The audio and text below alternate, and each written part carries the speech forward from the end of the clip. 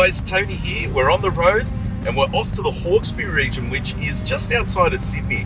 And it's about an hour from where I live, and we're on our way to see an incredible home theatre belonging to Shane, who is the owner of InTouch Electronics.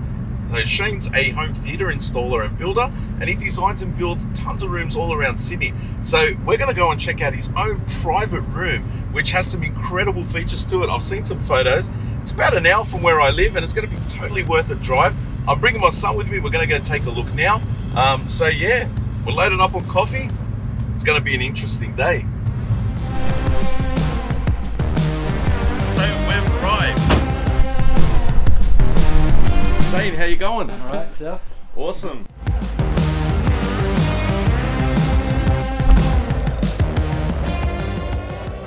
So guys, we're just outside the room and Shane's going to take us through.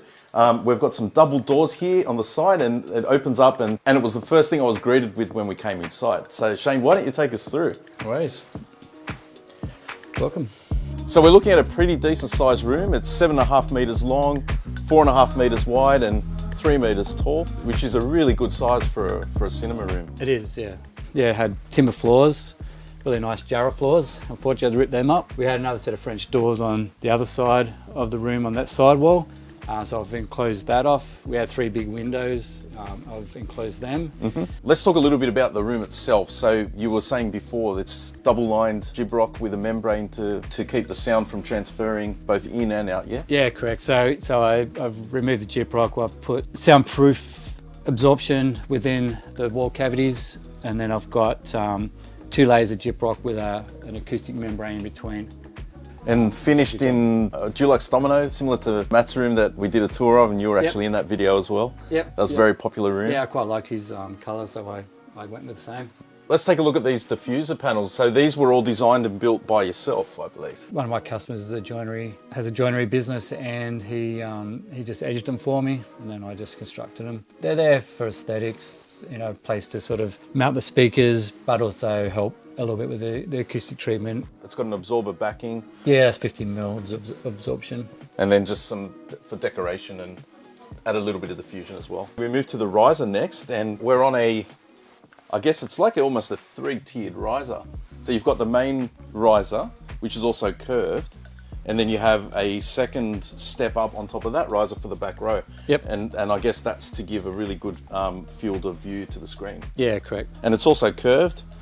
So it matches the contour of the chairs. Yeah, that's right. Because we had to enter from the back, obviously we need to have walkways either side of the chairs. This was sort of the only configuration I could sort of come up with where they would fit this amount of seats. Yep. And so the seating, these are row 1 chairs, I believe. Yep. And you also sell these, yep, as well as part of your theatre building business as well. Yep. And they've got tray tables as well. Yep. And there's a love seat configuration, the single seats on either side. I can also see on the walls here, this is something that you're really passionate about. You've got your guitars on the wall. Yep, correct. Yeah, so I haven't seen that in a theatre room before, but...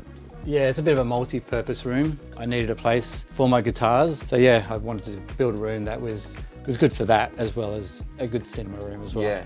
So it's a bit of a multi-purpose sort of application. Another thing I noticed, Shane, is that the bulkhead has quite a lot of detail to it. Yep. If you want to run through it, because I've never seen a bulkhead that has these really precise cuts put in it. It's a really nice visual element, but it also, I guess, had to serve a practical purpose as well. Yeah, well, it's part, like the shadow lines and these sort of lines here are kind of part of the way we had to construct it, put it together. I've used MDF for the base of the bulkhead because I wanted it to be nice and sharp and clean. And then we also have the last elements. We've got the air conditioning. So we have some nice flush mounted grills for the aircon. Yep, the linear grills, yep. Yeah, I just wanted something that wasn't too obvious. I didn't want to cut into the ceiling too much, and also because I have soundproofed the room, I had to sort of minimise what penetrations we have in the ceiling, because that's obviously just as important as a leakage walls. point. Definitely soundproofing the room. Although it seems like kind of dead money, it's probably one of the best things I did in the room. Definitely not dead money, and no. I think anyone that watches my channel is going to be into this hobby, as we call it, and they appreciate that kind of level of work that goes into a room. Okay, so unlike most cinema rooms that I'm in, the room is actually at the moment quite well lit. And that's why we're filming in here without me having to bring lights in. It's like you've got enough lights in here, but no fancy RGB LED lights. You've gone for traditional, just standard bright white LEDs. Yeah, personally I'm not a huge fan of strip lighting and stuff like that, which why I haven't done anything yet. You know, as an installer, I know what it's like to work in a room that hasn't got house lights, you know, so quite often, you know, the feature lighting and all that sort of stuff is considered, but not actually lighting the room up properly. So obviously wanted to have enough light to light the room up properly so we can work in here. I've got the Crestron automation system, so I can create some scenes that, that suit sort of watching a movie. So everything in here is controlled through Crestron, as we were saying, and that's one of the products that you actually support and provide to your clients. And you've set your room up with Crestron as well. So we can take a look at some demos of the various lights. I'll cut away footage for that as well, for the different modes, because we had a little look before, and it changes the atmosphere of the room quite dramatically once you dim those lights down. It's quite nice, even with the lights quite bright. There's enough light bouncing off and it's a matte paint as well. Well lit, the room is well lit without being too bright and in your face. Yeah, definitely. Big difference when I painted the walls. Yeah. When I had the white undercoat versus the domino. Yeah. So moving to the front of the room, I noticed we have some really nice custom cabinetry here. Yep. So you've built that under the screen. And there was dead space with the speaker wall that we had to put in, so I decided to put some joinery in there. I don't have any electronics in there, but we just use it for storage. Some cupboards and things like that, yeah. Yep. It's quite nice visual element, matches the pillars as well. Yep. And then above that we have a 150-inch Oz Theatre screen, I believe. Yep. Acoustically transparent. Yep. That's another product that Shane also sells through his cinema building company. So I'll leave links down in the description to that. It's a beautiful screen. I actually saw one of these screens at KRIX when I was there a couple of weeks ago. It's a really nice screen. Yeah. Hides the KRIX speakers behind there, but we'll talk more about that later.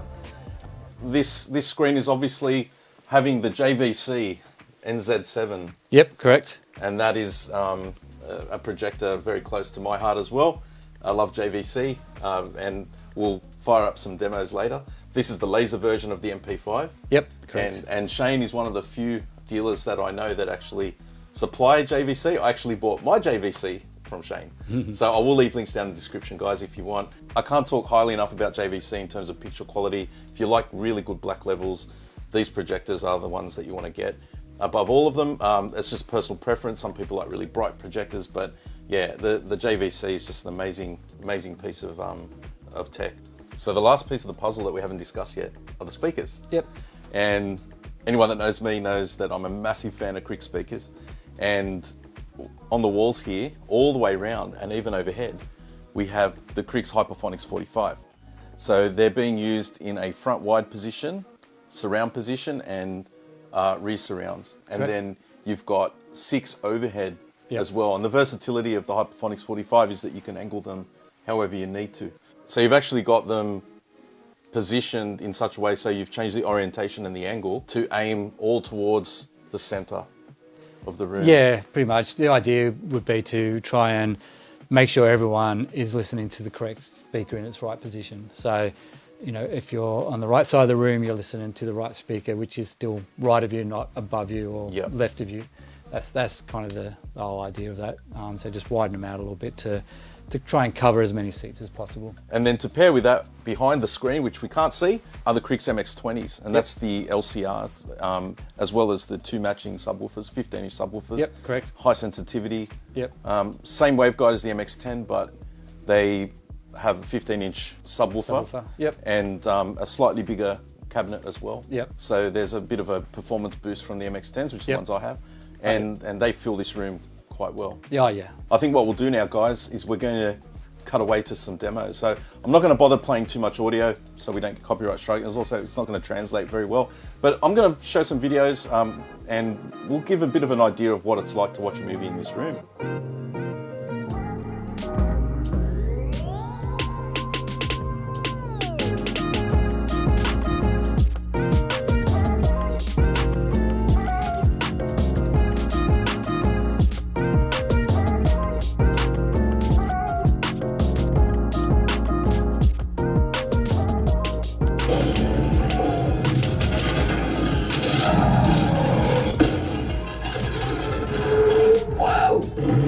time to look at the electronics. Okay, no dramas. Okay. So fairly standard sort of configuration. Just running the Anthem. With this setup, I just reused the Anthem that I had on my previous system before I moved here. So it's an all-in-one, the MRX-1140. I'm using it to power the majority of the effects speakers, but for the front three, the front wides, and just the rear speakers, I'm running from the KRIX badged Electra amplifier. Okay. So it's a 7-channel amp. Yep. So just because they're probably the main speakers that need a little bit more power. So the LCR is running through here as well. So the LCRs. It is running through there. Running through there. And the front wides. The front wides. And then the rear and the surrounds. rears. Yep. Okay. Yep. Yeah, it's great amplifier. I've got 3 of them. Yep. Well. Yeah, I like them. Look, you know, next venture would be to go full discrete power amps on all channels.